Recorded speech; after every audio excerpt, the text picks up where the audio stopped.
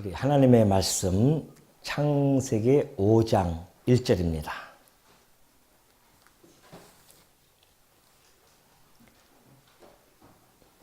창세기 5장 1절 말씀 보시겠습니다.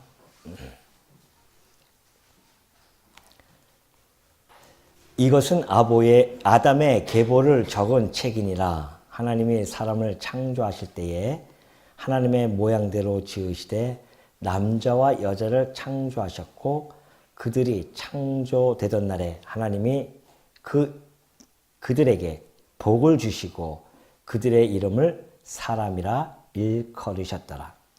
아담은 130세에 자기의 모양 곧 자기의 형상과 같은 아들을 낳아 이름을 셋이라 하였고 아담은 셋을 낳은 후 800년을 지내며 자녀들을 낳았으며 그는 930세를 살고 죽었더라. 5절까지 봉독해 드렸습니다. 가인의 후손들은 여호와를 떠나서 살아가게 되어졌습니다. 그래서 그들은 에덴 동쪽의 노시라는 땅에 그들이 성을 쌓고 그들이 살아가게 되어지죠. 여호와 앞을 떠났다고 하는 것은 이제 무신론적인 그러한 삶을 살아가게 되어졌음을 우리가 짐작할 수가 있습니다. 그리고 아담이 아벨 대신에 낳은 셋은 그 셋의 후손들은 여호와의 이름을 부르면서 또 살아갔다는 내용을 우리가 살펴본 바가 있습니다.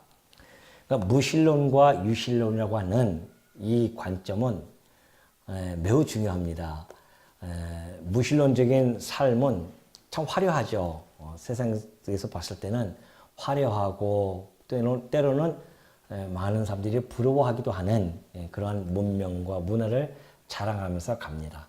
그러나 하나님을 아는 그러한 백성들은 세상의 그러한 화려함보다는 하나님의 이름을 부르고 하나님을 경외하는 그러한 삶이 우리들에게는 주어지고 비록 초라해 보이고 화려해 보이지 않지만은 그러나 사실은 그 삶의 본질을 우리는 살아가고 있다라고 이렇게 바라볼 수가 있습니다. 무신론과 유신론이라고 하는 것은 삶의 변화를 가져오는데요. 가장 중요한 것은 관에 대한 변화거든요. 관이라고 하는 것이 여러분도 잘 알다시피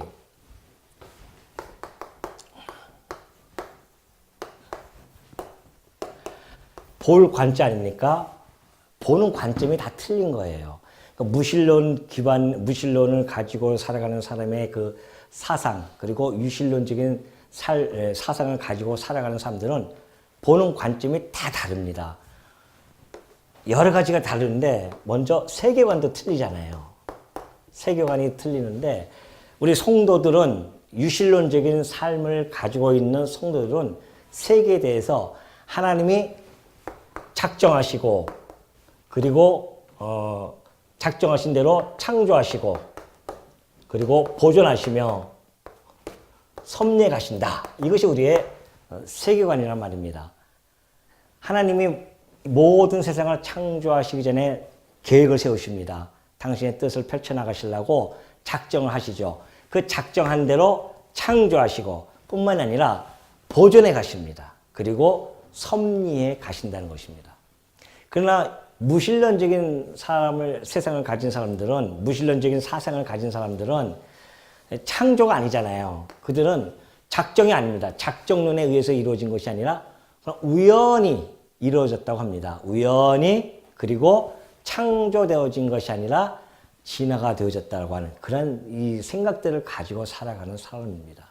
그러니 무신론과 유신론적인 그 세계관은 하늘과 땅처럼 전혀 다릅니다.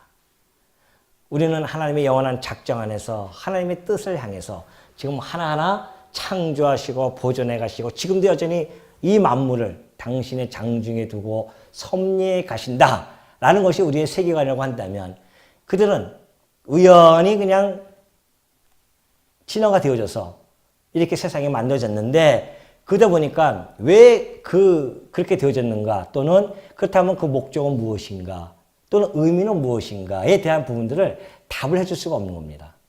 그 나타난 현상만 가지고 그들은 이 세계관을 쌓아가지만 우리는 하나님의 작정이라고 한다면 그 작정 속에는 하나님의 의미와 목적이 함께 합류되어져 있다. 그렇게 바라보는 사람들이거든요. 그러니 관이 틀린 겁니다. 세상 사람들이 보는 관과 우리가 보는 세계관은 전혀 다릅니다. 세계관만 그렇습니까? 인생과 역사관도 마찬가지죠. 역사관이라고 하는 것이 역시 우리도 마찬가지죠. 하나님께서 작정하신 대로 그리고 창조하셨습니다. 창조하시고 그리고 타락하고 인간이 하나님께서 구원하시고 마지막 심판에 가신다. 이것이 우리의 역사관이란 말입니다. 하나님이 모든 걸 작정하신 대로 그리고 섭리에 가시는데 창조와 타락과 그리고 구원 그리고 마지막 심판에 가시는 것. 이것이 우리가 바라보는 역사 섭리고 하나님께서 계획하신 프로그램이다 라고 우리는 믿는 자들입니다. 전혀 다르잖아요. 물론 이것이 세계관도 함께 포함이 되어져서 이야기 되어지는데 안 믿는 사람, 그러니까 무신론적인 사상은 이게 아니잖아요. 그죠? 작정과 한 것이 아니라 그냥 역사가 얘기했듯이 우연하게 이루어져서 인간들이 자기네들의 생각 속에서 진화되어져 가고 강한 자들이 살아남다 보니까 점점 거기에 맞춰서 최적화되어지고 그래서 인간이 지금까지 이렇게 발전되어져 왔다라고 하는 것을 이야기합니다. 그렇다고 한다면 역사의 시작이 있는가? 그럼 모르는 거죠. 우연히 시작되어졌는데 언제인지 모르겠고. 그럼 역사가 끝이 있는가? 그것도 모르겠다는 겁니다. 그럼 영원히 지속되지 않겠는가? 혹은 뭐 환경이라든가 이런 자연재해를 바라보면 언젠가는 망할 것은 같다. 그러니 우리가 이 지구를 떠나서 우주를 한번 여행해보자. 그래서 좋은 곳이 있으면 여기 있는 사람들이 다 글로 옮겨와서 새롭게 유토피아를 이루면서 한번 살아가 보자. 라는 생각들을 가지고 있단 말입니다. 역사를 보는 관점이 틀리잖아요. 그렇다고 한다면 우리는 그 역사관에 대해서 분명히 역사에 대한 의미도 부여가 되어지고 하나님이 계획 속에서 이루어진 역사이기 때문에 마지막 심판, 시작도 알고 끝도 하나님께서 말씀하셨고 이미 시작을 하기 전에 끝을, 종말을 고하였노라. 이사야 선지자가 얘기했듯이 그 모든 것들을 하나님께서 이미 다 계획하신 대로 이루어 가신다. 그래서 당신의 하나님의 영광을 계시해 가시는 그런 근본적인 목적을 우리는 바라보면서 역사에 대한 관을 가지고 있는 자들입니다. 물론 세계관도 마찬가지죠. 세계관의 마지막 목적은 하나님 영광을 계시하는 겁니다. 그래서 당신께서 당신의 영광, 당신의 존재의 영광, 속성의 영광, 이 모든 것을 계시함으로 말미암아 그 계시되어진 하나님의 영광을 당시 피조물들은 하나님께서 지으신 피조물들은 찬양하면서 살아가는 것. 이것이 우리의 목적, 근본 목적이다라고 하는 분명한 어떤 목적론적인 역사관을 우리는 가지고 있습니다. 그렇기 때문에 무신론에서 살아가는 사람들과 유신론에서 살아가는 사람이 이렇게 다르다는 것이죠. 물론 세계관과 이 역사관뿐만이 아니라 뭐 인생관도 마찬가지 아니겠습니까? 인생도 우리 같은 경우는 인간들이 하나님께서 맨 처음에는 살아있는 생명으로 만들으셨는데 인간이 타락해서 영이 죽어버리잖아요. 다. 육과 영이 죽어버리고 그런데 하나님께서 우리를 중생케 해서 결국은 영원롭게 해주신다. 이런 인생관이 우리는 있어요. 그래서 우리가 인간이 원래는 살아있는 영이었었지만은 죽어버리고 그러나 우리 주님으로 말미암아 우리는 중생에서 결국은 우리는 영원롭게 변화되어서 하나님과 더불어 영원토록 사는 존재들이라고 하는 우리의 인생관이 정확하게 우리는 가지고 있습니다. 이런 관들이 우리에게 있는 거죠. 그러니 인생의 의미와 목적, 그 삶의 방향 이런 것들이 하나님을 향해서 우리가 맞춰지고 살아갈 수밖에 없는 자들입니다. 그러나 안 믿는 자들, 무신론적인 사상을 가진 자들은 이런 것조차도 알지 못하는 거죠. 그냥 우연히 인간으로 진화가 되어져서 그냥 살다 보니까 여러 가지 문명과 문화가 발전되어지고 그렇게 살아가는 것이다. 계속해서 그것은 지속되어지고 지금도 여전히 진행 중이다. 이렇게 바라보는 것이죠. 그럼 우리의 인생은 반드시 우리는 끝이 있다라는 것을 우리는 이야기하고 있기 때문에 이런 여러 가지 관점들이 전혀 다르다는 겁니다. 그러니 세계관과 역사관과 인생관이 다르다면 가치관도 다를 수밖에 없죠. 그죠? 성도들의 가치관은 어디를 바라봅니까? 무엇이 가치로운 것인가? 보니까, 보이는 것은 잠깐이고, 보이지 아니하는 것은 영원한 것이구나. 그렇다고 한다면, 잠깐이 가치롭습니까? 영원한 것이 가치롭습니까? 말하나 마나, 영원한 것이죠. 이 영원한 것에 우리의 가치를 가지고 살아가는 자들입니다. 그래서 우리가 주목하는 것은 이 보이는 것이 아니라, 보이지 아니하는 영원한 것을 바라보면서 주목하면서 살아간다. 이것이 바로 유실론적인 관점을 가지고 살아가는 자들의 삶의 모습입니다. 그러니 행복도 틀리죠. 행복. 세상 사람들이야 보이는 이 세상이 다 가치라고, 이 보이는 세상의 것을 최고의 가치를 삼고 살아가는 존재들이고, 그러니까 영원한 것은 뭐 보이지도 않으니까 오로지 보이는 것에 쫓아서 살아가고, 부와 명예와 그리고 뭐 권력이라든가 이런 곳에 쫓아간다 말입니다. 건불심례라고 그런 소리를 갖다가 그렇게 얘기했음에도 불구하고 그 권력을 잡으려고 애쓰는 모습들, 그것이 최고의 가치인 줄 알고 그렇게 살아가는 모습들이죠. 그리고 마지막 이 행복도 마찬가지입니다. 우리는 행복이라고 하는 것이 하늘의 신령한 복, 하나님께서 우리에게 주시는 그 신령한 복에 대한 것을 바라보고 사는 자들입니다. 그죠? 신령한 복. 영원한 것을 바라보니까 그 영원한 곳에서 주어지는 신령한 복을 추구하면서 우리는 살아가는 자들이죠. 그리고 이 땅의 복이라고 하는 것은 분복이니까 하나님이 해도 선인이나 악인이나 그리고 나쁜 자나 좋은 자나 같은 이야기입니까? 해를 동일하게 비춰준다고 하시잖아요. 그것이 분복입니다. 그렇기 때문에 그 분복 따라서 우리는 살아가는 것이고, 그러나 복의 본질은 바로 하늘에서부터 주어지는 신령한 복.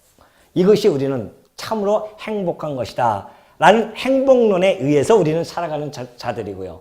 무신론 자들은 행복이라는 게 뭐예요? 그냥 이 세상에 보이는 것, 그리고 남들이 다 부러워하는 것, 그런 것들을 가지고 있으면 그것이 행복하다라고 그렇게 이야기하지 않습니까? 어떻습니까? 전혀 다르죠. 여러분이 가지고 있는 유신론적인 사상과 무신론적인 그런 사상이 근본적인 관의 변화가 주어지는 겁니다. 여러분과 저도 뭐 과거에는 무신론적인 사상에 살았다고 한다면 아마 지금 얘기했던 것처럼 그렇게 살아왔을 것입니다.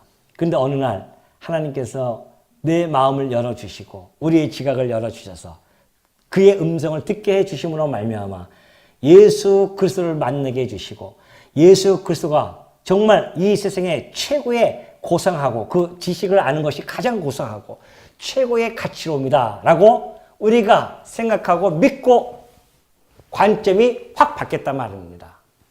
안 그래요? 그러니까는 이 땅에서 무엇이 중요한 것인가? 세상 사람들은 무엇이 중요한디라고 물어보지만 우리는 이것이 중요하다.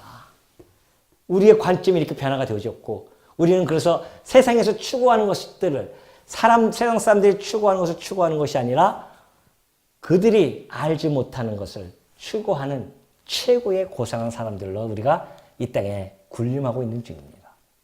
그것이 생명을 소유한 자들, 영원한 것을 간직한 자들, 그것이 바로 왕노릇하는 것. 그 안에서 왕노릇하는 우리의 모습들. 이것이 성도가 가지고 있는 대단함이고요. 그리고 성도만이 가지고 있는 최고의 가치로입니다. 여러분이 바로 이런 세상 속에서 이런 관점의 변화를 가지고 살아가는 하나님의 백성이라는 것이죠. 근데 우리는 가끔 이런 관이 흐려질 때가 있어요. 흐려져서 유신론적인 삶이 아니라 유신론적인 사상 속에서 모든 것을 체계를 세워가야 되는데 때로는 무신론적인 것들에 의미를 부여하고 가치로운 줄 알고 살아갈 때가 참 많이 있죠. 그러나 우리가 이 말씀을 통해서 다시 돌아오게 되어지고 가다가 곁길로 가다가도 우리 주인님 생각나면 다시 돌아오고, 이것이 성도들이 하나님께서 끌고 가시는 삶의 역사입니다. 이 가인의 후손들은 이런 관의 변화가 바뀌었습니다. 아담으로부터 함께 있었던 그들이 여호와를 떠나고 나서부터는 그러한 사상 속에서 그들의 문명과 문화가 발전되어지고요. 그것이 지금까지도 전속되어집니다. 물론 노아 때 심판은 다 없어졌지만은 그러나 그 사상들은 끊임없이 지금까지 지속되어지고 그리고 두 가지 사상을 가지고 지금도 세상에는 대립하고 있습니다. 하나는 유신론적인 사상과 또 하나는 무신론적인 사상. 이렇게 지금 우리는 사상들을 가지고 살아가는 중입니다. 그렇기 때문에 우리가 이 말씀을 통해서 이런 이런 관점들을 정확하게 규명하고 이런 관점에 의해서 우리의 세계관과 역사관, 인생관, 가치관, 이 행복에 대한 모든 것들을 정립을 해야만 이 어려운 세상에서 흔들리지 아니하고 꿋꿋하게 우리가 견디는 수 있는 것이다. 정신 바짝 차려야 됩니다. 이 세상은 만만한 곳이 아니에요. 사망의 왕노릇하는 곳입니다. 이 세상은 우리가 눈만 착착하면은 마치 우는 사자, 굶주렸던 그 우는 사자처럼 할 수만 있으면 우리를 넘어뜨리고자 애쓰는 그런 세력들이 지금도 여전히 존재하고 있고요. 우리 곁을 맴돌고 있습니다. 때만 바라보고 있습니다. 우리가 약해진 모습을 보일 때에 그들은 가차없이 공격하고 우리의 유신론 사상을 무너뜨리고자 애쓸 것입니다. 그래서 우리가 그 사상을 우리가 간직하기 위해서는 항상 깨어서 말씀 안에서 우리가 말씀을 보고 상고하고 그리고 기도하고 근신하고 이런 것들이 우리들에게는 매우 필요하다. 그것이 우리의 신앙생활이고요. 그런 신앙생활을 존속해 감으로 말미암아 우리가 좀 더 더욱더 진일보되어진 그런 믿음 안에서 살아갈 수가 있는 것입니다. 자, 그렇게 얘기하면서 이제 아담의 계보가 나옵니다. 이제 여호와 이름을 부르고 나서는 아담의 계보를 적은 책을 밝혀주는데요. 아담의 계보에는 가인의 후손들이 들어가지 못합니다. 거기는 오로지 하나님께서 택한 백성들의 계보가 나타나게 되어지죠. 자, 하나님이 사람을 창조하실 때에 사람의 모양대로 지으시되 그런 이야기합니다. 자, 유신론자들이 알아야 할 일. 하나님이 세상을 창조하셨다. 하나님이 창조하실 때에 누구를 창조했다? 바로 사람을 창조했다는 겁니다. 이것이 아까 얘기했던 세계관의 가장 기초입니다. 아, 이 세상은 우연히 발생되어진 것이 아니라 하나님이 창조하셨구나. 다시 말해서 그분은 창조주이시고 우리는 뭐다? 피조물이구나. 그렇다고 한다면 피조물들이 해야 할 일은 창조주, 그 창조주를 찬송하면서 경외하는 것이다. 창조주가 왜 창조했는가? 이 피조물들을 왜 피조하게 했는가? 그 목적은 하나님의 영광을 찬양하는 것이니까 우리는 이 땅의 삶의 목적이 그 하나님을 찬양하는 것이다 라는 것을 여호와의 이름을 부르는 유신론적인 사상을 가진 자들에게 지금 선포해 주고 있는 것입니다. 너희들은 하나님이 창조한 거야. 그리고 하나님이 너희를 창조했을 뿐만이 아니라 너희를 사람이라고 이름을 일컫습니다. 세상의 모든 만물을 누가 이름을 짓습니까? 아담이 짓죠. 근데 아담의 이름은 누가 졌습니까? 하나님이 집니다. 근데 여기서 이 사람이라고 하는 것은 아담이에요. 아담을 사람이라고 합니다. 이 아담이라고 하는 것은 붉은 흙이에요. 붉은 흙. 다시 말해서 하나님께서 사람이라고 하는 이름을 지은 것은 네 존재, 근본, 너희들의 근본을 기억하라는 겁니다. 우리는 사람이야 라고 하는데 우리는 만물의 영장, 우리는 이 땅에서 모든 동물들보다도 뛰어난 사람이야 라고 이야기할 때는 교만하라고 그 사람이라고 이름을 지어준 게 아니라는 것이죠. 너는 붉은 흙으로 만든 존재야 라는 뜻입니다. 하나님께서. 그러니까 우리는 사실은 교만할래야 교만할 수 없는 존재들입니다. 우리의 근본은 흙이에요. 지난번에 말씀드렸듯이 정금, 순금으로 만들어진 자들이 아닙니다. 흙으로 그냥 만들어진 자들이에요. 근데 우리가 그것도 모르고서는 우리가 잘났다고 우리가 주제 파악도 못하고 살아간다고 한다면 얼마나 불행하겠습니까? 그러니까 이사야 선지자가 이스라엘 백성들에게 이런 말을 한 적이 있습니다. 너희를 여호와를 생각하는데 너희를 떠낸 그 바위와 그리고 너희를 파낸 그 구덩이를 내가 생각하라는 겁니다. 너희가 여호와를 쫓고 여호와를 따르라고 한다면 너희가 하나님께서 너희를 어떻게 만들었는가에 대한 것을 생각하는 것이거든요. 이스라엘 백성들 바위에서 이렇게 툭 퍼낸 존재들이다. 너희들 흙에서 이렇게 파낸 구덩이가 이렇게 있는 그런 존재들이다. 그걸 생각하라는 겁니다. 다시 말해서 근본, 아무것도 아닌 너희들을 하나님이 퍼내서 질그릇, 그 질그릇을 보배에 담아주셨다. 그러니까 질그릇 안에 보배를 담아준 그 하나님의 그 능력과 그 은혜를 생각해야 되지, 질그릇이 자기가 뭔가 된 것처럼 교만하고 오면 안 된다는 겁니다. 그래서 하나님이 사람이라고 하는 이름을 지어준 거예요. 네 근본을 기억하라는 것이죠.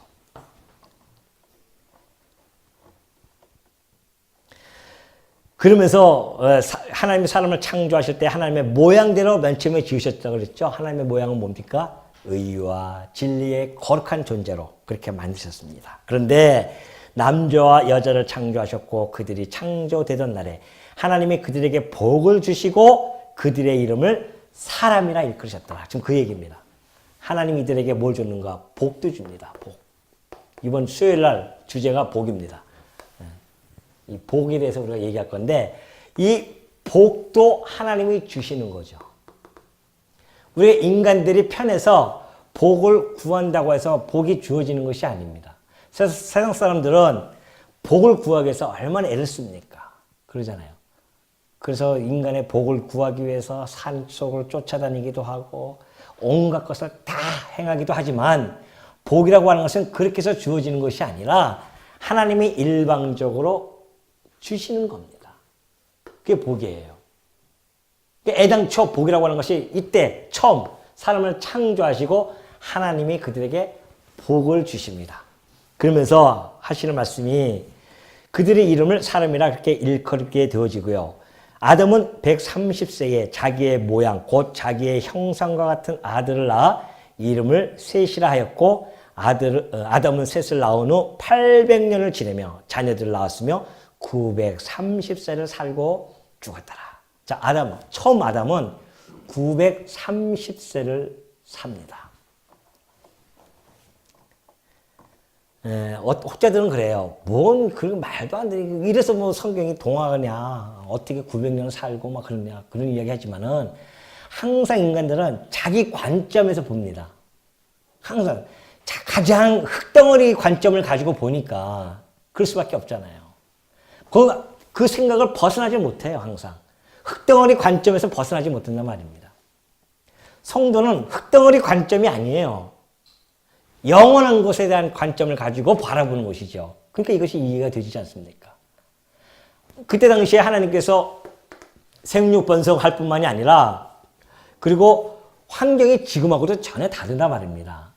지금의 생각을 가지고 잣대를 가지고 그 시대를 평가할 수는 없단 말이죠. 근데도 불구하고 많은 사람들은 지금의 21세기의 잣대를 가지고 이 처음 창조되어진 그 세계를 평가한다고 하는 것이 자체가 잘못된 거죠. 얼마나 환경에 오염이 안 됐겠으며 얼마나 좋았겠습니까? 그 환경 속에서 세포가 금방 점점 사그러들지도 않을 것이고 그래서 오랫동안 존속할 수 있는 그런 환경 속에서 그들이 살았기 때문에 900세 이렇게 사는 거죠. 근데 아담이 900세 동안 살아가면서 자 보십시오. 이제 쭉 나오겠지만은 가인의 후손들을 이야기할 때는 단 한 줄로 끝내버립니다. 4장 18절에 끝나버려요. 볼까요? 4장 18절 보면 그러죠. 에녹이 이랏을 낳고 이랏은 무후야엘을 낳고 무후야엘은 무드사엘을 낳고 무드사엘은 라멕을 낳았더라. 이걸 끝나버립니다. 5대를 그렇게 얘기해버리는데 여기서는 쭉 나오죠. 뭐 셋은 105세에 에노스를 낳고 구체적으로는 안 나오지만은 그가 살아온 연수를 이야기하게 되어집니다. 그래서 한 3, 4절 정도 계속 이어서 나가죠.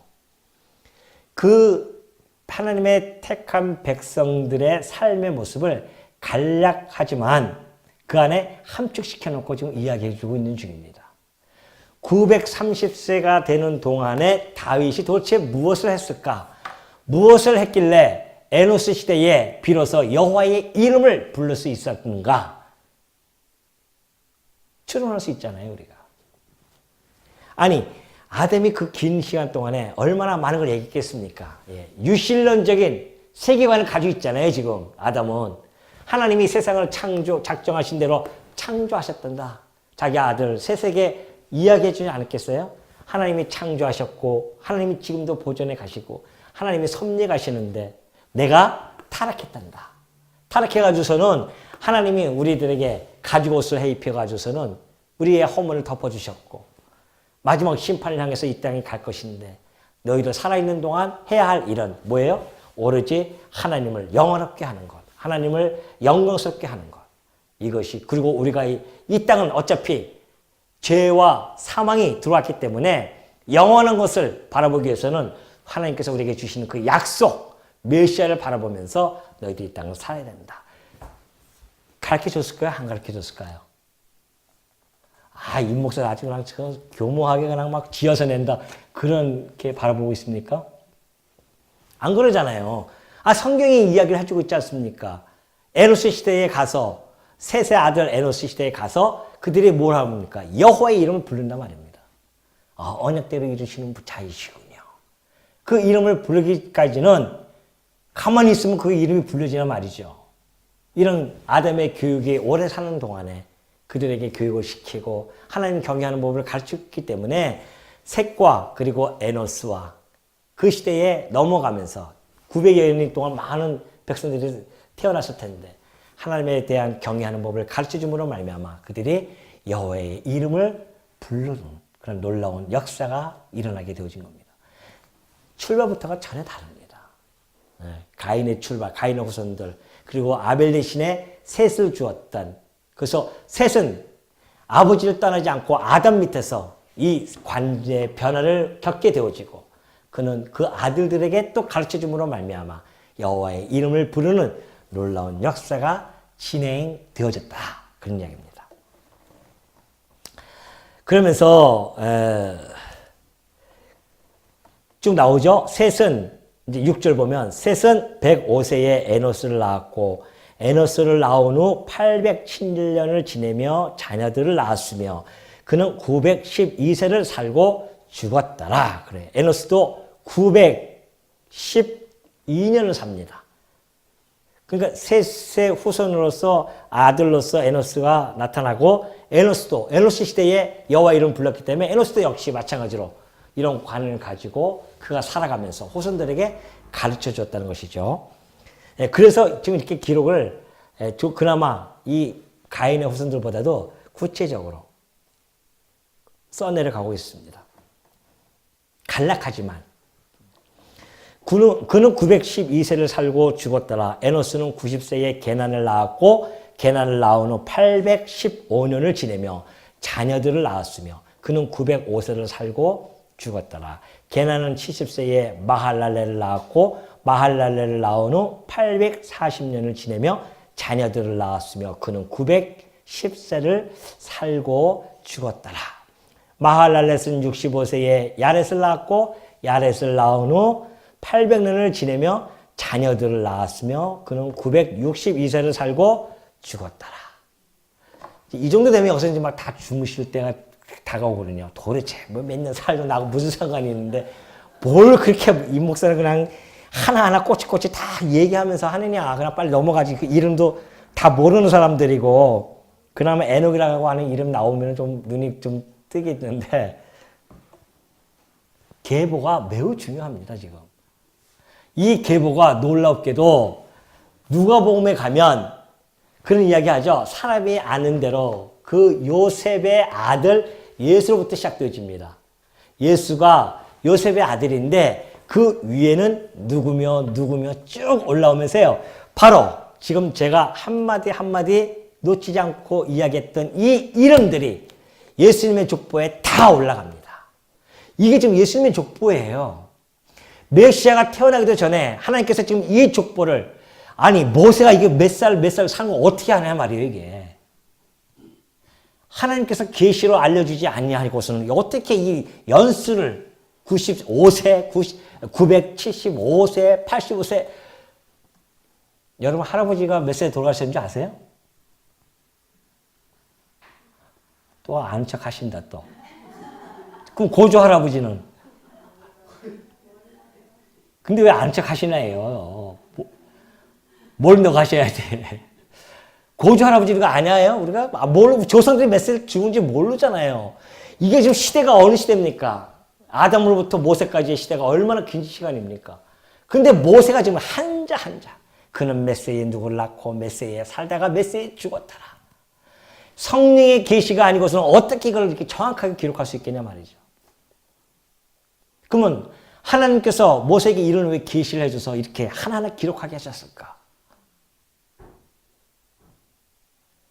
이 당시에 첫째 이 글을 읽는 1차 독자가 누구라고 했습니까? 이스라엘 백성들 아니겠어요? 지금 애굽 땅 종되었던 집에서 건전해서 그들이 지금 나와 있고 광야에서 살아가면서, 그리고 조만간에 약속의 땅에 그 땅에 들어갈 것이고, 그들이 들어가서 이제 이 창세부터 쭉 후대들에게 가르쳐 줄 텐데, 이스라엘 백성들에게 끊임없이 누구에 대한 정보를 제공해 주는 겁니까? 메시아에 대한 정보를 계속해서 제공해 주고 있습니다. 이 족보를 너희들이 잘 간직하고 있어라. 이 족보를 잘 간직하고 있어라. 왜? 이 족보를 통하여 내 아들 예수 그리스도를 내가 너희에게 보낼 것이다. 그래서 누가복음의 족보에는요, 그 위에 에녹, 누구, 마할랄렐 쭉쭉 올라갑니다. 그리고 누구?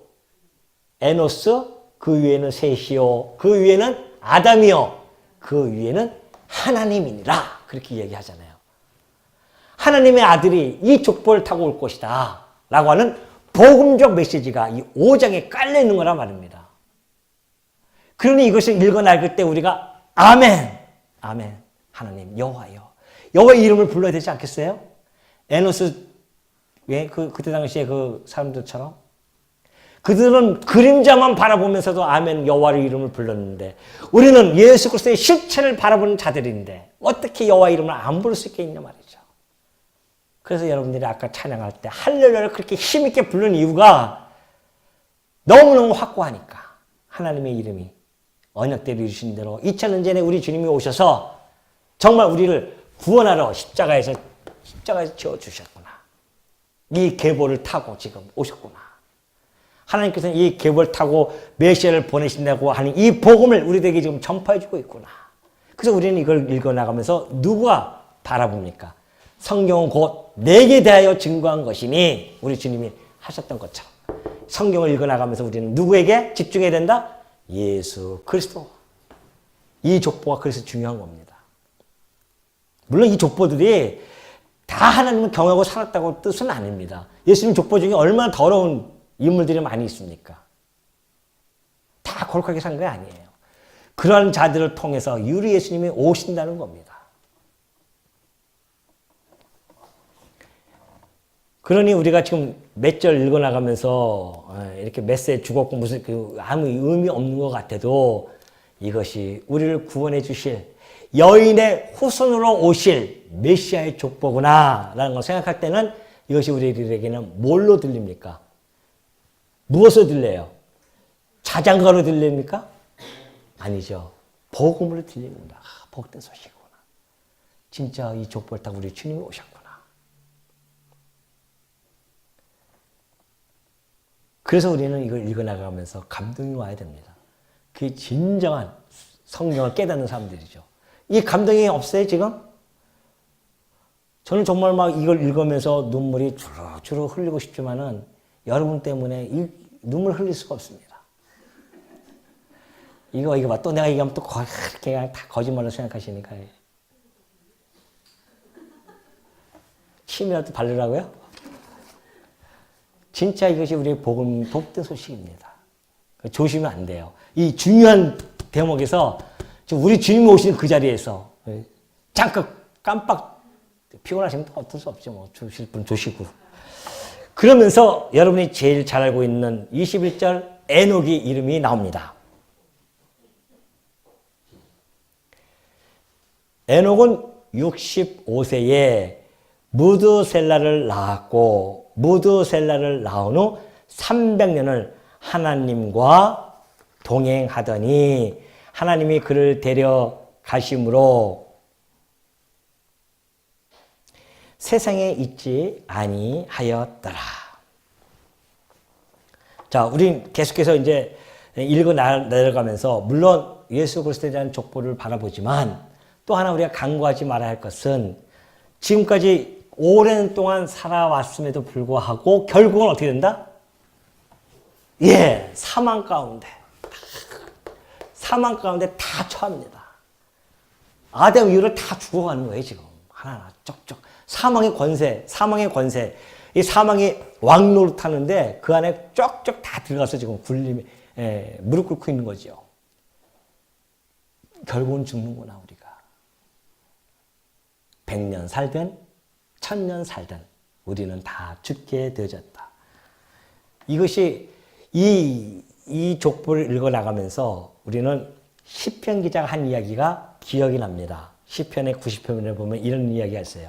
우리에게 우리 날 계수함을 가르치사. 그래요. 우리에게 우리 날 계수함을 가르치사. 지혜로운 마음을 얻게 하옵소서. 사람이 지혜로워지려고 한다면 자기의 날의 개수를 세어봐야 됩니다. 여러분의 개수는 몇 날입니까, 지금? 예. 요즘 100세 시대라고 해서 100세까지 살아봅시다, 한번.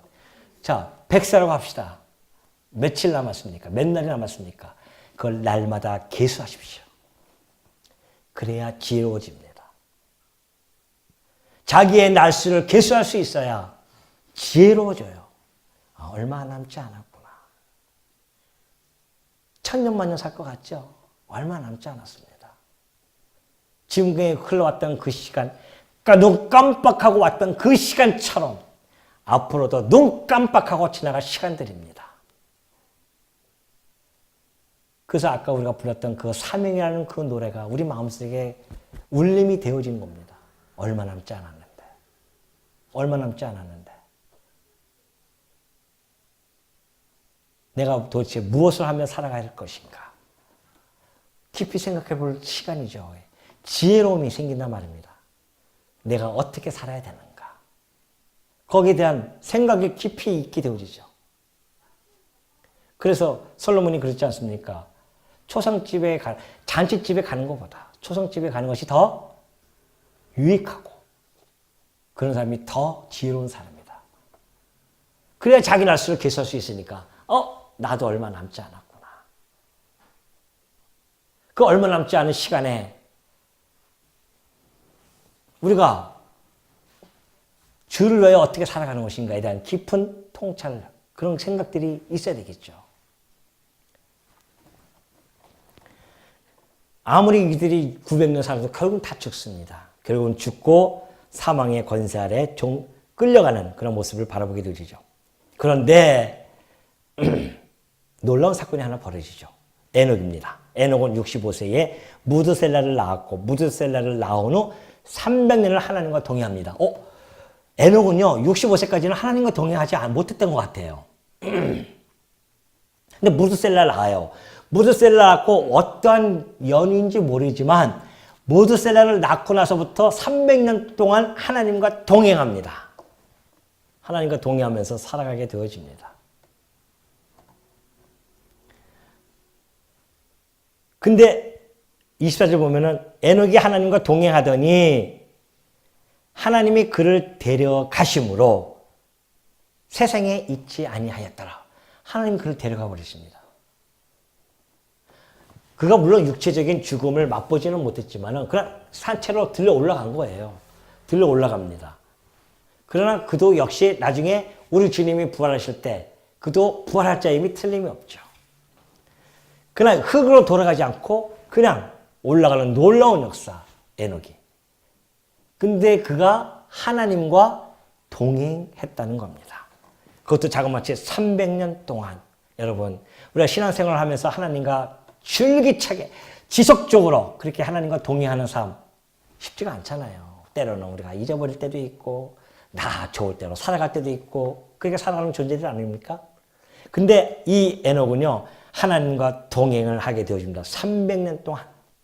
그걸 보면은 인간이 얼마만큼 살았느냐가 중요한 게 아니라는 것이죠. 얼마만큼이 아니라 어떻게? 어떻게 살아가는가. 이 땅에 살아있는 동안에 우리가 어떻게 사느냐가 중요한 것이지 얼마만큼 사느냐가 중요한 게 아닙니다. 세상 사람들도 그런 얘기 하잖아요. 사람이 죽으면 호랑이는 죽어서 가죽을 남기고 사람은 죽어서 이름을 남기지 않느냐. 그래서 자기 이름을 남기는 것을 최고의 가치를 삼고 살아갑니다. 세상에서도 그럴지인데 하나님의 백성들이 이 땅에 살아가면서 내가 얼마만큼 살았느냐를 그걸 자랑할 것이 아니라 내가 어떻게 살아갔느냐. 다시 말해서 하나님과 어떻게 동행하면서 살았는가. 자, 에녹은요, 하나님과 동행하면서 살았는데요. 다시 말해서 동행했다고 하는 것은 화평을 서로 이루면서 살아갔다는 이야기입니다. 성령의 교통함이 끊임없이 이루어졌다는 이야기죠. 근데 동행이라고 하는 것은 하나님의 뜻,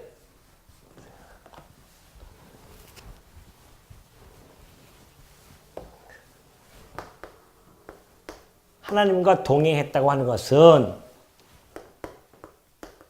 뜻이 같을 때만이 가능합니다. 뜻이 같을 때. 그러니까 아모스 선지자가 이런 얘기를 하더라고요. 두 사람의 뜻이 같지 않은데 어찌 동행하겠느냐 그런 이야기를 해요. 하나님께서 이 범죄하는 이스라엘을 향해서 하는 이야기입니다. 아모스 선지자를 통해서 하시는 이 말씀이 야, 두 사람이 뜻이 같지 않은데 어떻게 동행할 수 있겠느냐 내가. 너 이스라엘 백성과 하나님의 뜻이 같지가 않아요. 같이 동행할 수가 없단 말입니다. 동행한다고 하는 것은 뜻이 같다는 이야기입니다. 그래야 동행할 수가 있죠. 교회 내에서도 왜 같이 동행하지 못합니까? 성도와 성도 간에. 왜 그럴까요? 뜻이 달라요. 뜻이 달라요, 뜻이. 이게. 보십시오, 여러분.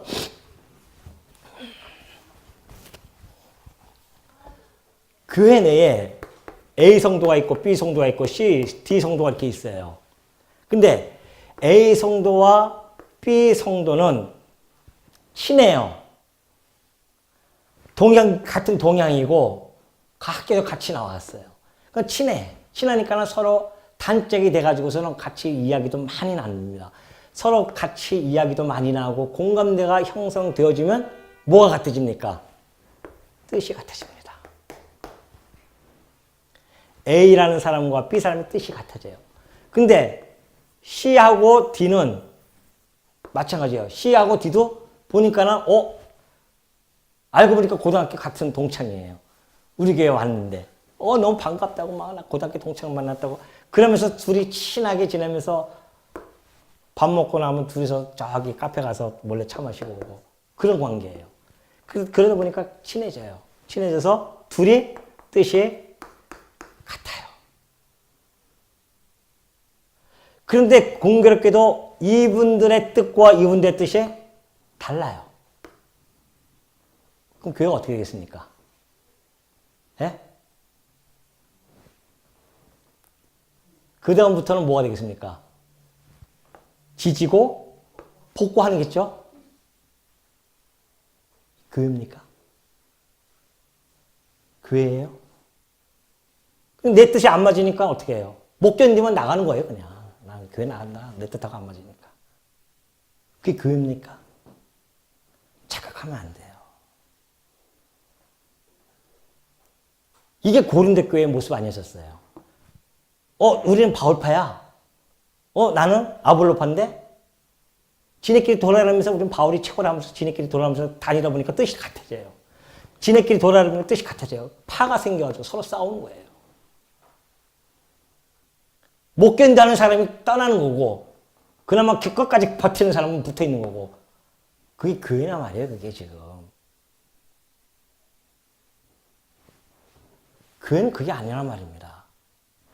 A라는 성도와 B라는 성도, C라는 성도, D라는 성도와 뜻이 다 달라요.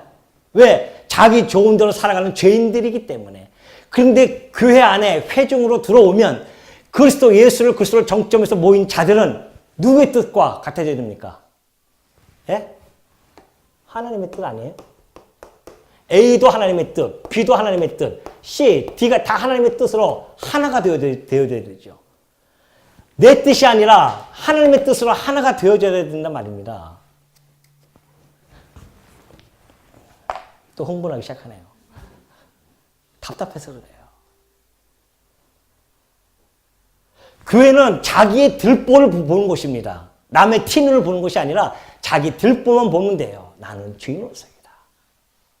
그래서 자기 뜻만 자기 뜻을 내세우는 게 아니에요, 교회는. 각자 다 뜻이 다른데 어떻게 그걸 교회가 이루어집니까? 그러니까 그리스도께서 오셔서 죽으실 거 아니에요. 너희들은 너를 위해서 내가 죽었지 네가 얘를 위해서 죽었냐? 바울이 하는 얘기 아닙니까? 내가 너희를 위해서 죽었냐? 아볼라가 너희를 위해서 죽었냐? 왜 내 편이 되어지냐? 뭐 내 편 되어지면 막 잘났다고 할까요? 교회 오면은 뭐 가관이 아닙니다. 뭐 목사 편이다, 뭐 장로 편이다. 목사가 여러분 위해서 십자가에 죽으셨습니까? 죽었습니까? 장로가 여러분 위해서 죽었습니까? 아니잖아요. 오직 우리 주님만이 십자가에서 우리를 죽으셨고 그 십자가 보혈의 피 안에 여러분을 나도 불렀고 여러분도 불렀고 C도 불렀고 D도 다 불렀어요. 그러면 내 뜻이 아니라 이제는 누구의 뜻? 그리스도의 뜻, 하나님의 뜻으로 하나가 되어져야 됩니다. 그러니까 로마서 1장부터 11장까지 쭉 설명해놓고 12장이 뭐라고 합니까? 그러므로 어떻게 해라? 너희가 하나님의 뜻을 분별하라 이제는. 너희 뜻을 분별하지 말고 네 친구의 뜻을 분별하지 말고 하나님의 뜻을 분별하는 것이 교회입니다. 그래서 이 생각과 이 생각을 자기를 다 죽여버리고 우리 장로님이 늘 하시죠. 나를 죽여야 된다. 나를 죽여야 된다. 그 얘기가 그 얘기입니다. 나를 죽이고 누굴? 그리스도만이 살아납니다. A 안에 그리스도가 살아나고 B 안에 그리스도가 살아나고 C, D가 다 그리스도가 살아나서 어디에? 하나님 안에 다 모여져서 여기서 하나가 되어져야 교회가 하나 되는 거 아닙니까? 이것이 바로 하나됨에 힘쓰라는 이야기입니다. 이것이.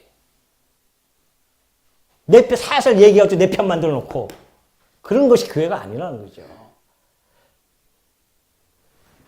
어떻게 사람들이 다 각자가 다 틀린데 어떻게 내 뜻을 맞습니까? 그 친하게 지나면 그 자기 뜻이 맞는 거예요, 그냥. 그러니까 그냥 안 맞으면 그냥 나가는 거죠. 무더기로 나가고 우르르 나가고 이건 뭐 비단 특정 교회뿐만이 아니라 한국 교회가 다 그래요. 그것이 마냥 정의인 것처럼 옳은 것처럼 그건 아니란 말입니다. 잘못된 건 잘못된 거죠. 교회가 잘못된 길을 가는 것은. 정확하게 알아야 되죠.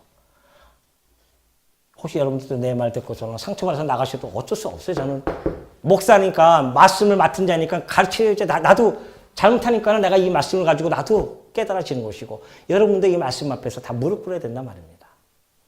그거 듣기 싫으니까 나가요. 그러면. 나가는 수밖에 없죠. 그러면 듣기 싫으니까. 말씀이 안 들어오니까.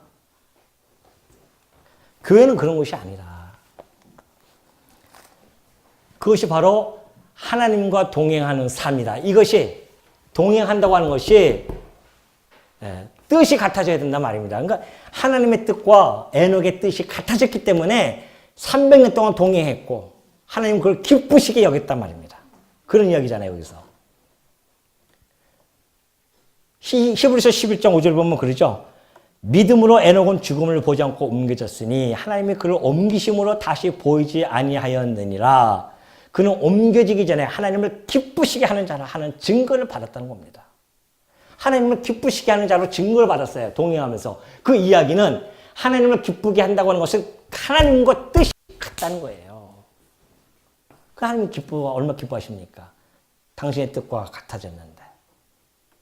그러니 더 이상 이 땅에서 이 죄악된 땅 속에서 살아가지 않고 그냥 그를 건져서 당신이 거하는 그 하늘나라에 옮기시는 놀라운 역사가 벌어지게 되어집니다.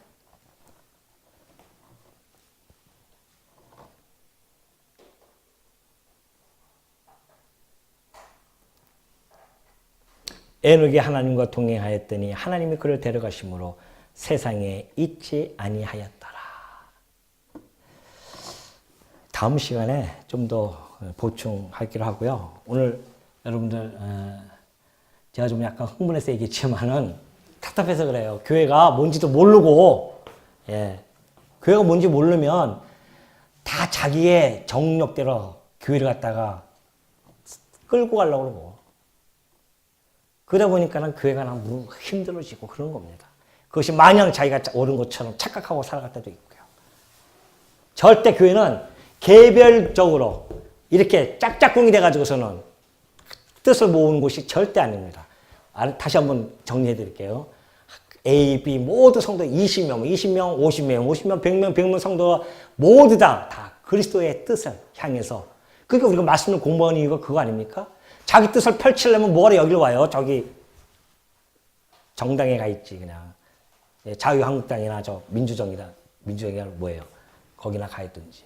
그것이 세상 모임이 그런 거예요. 세상 모임은 자기 뜻을 펼치는 곳이고, 교회는 자기 뜻을 펼치는 곳이 아니라 오로지 하나님의 뜻, 그거 외에는 나머지가 침투하면은 그것은 바로 교회를 무너뜨리고자 하는 그러한 자기가 도구로 쓰여진다고 하는 것에 대한 경각심 여러분 꼭 가지시기 바랍니다.